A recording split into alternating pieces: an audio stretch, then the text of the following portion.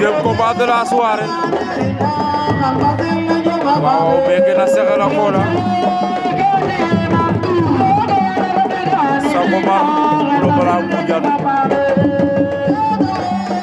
drapeau coalisé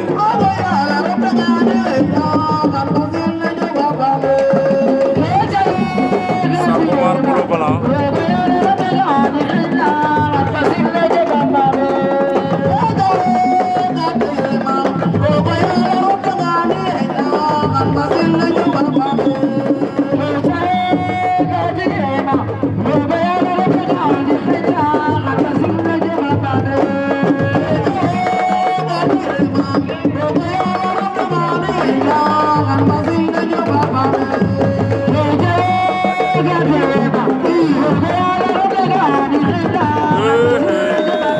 Pulo Bala Ama Sangomar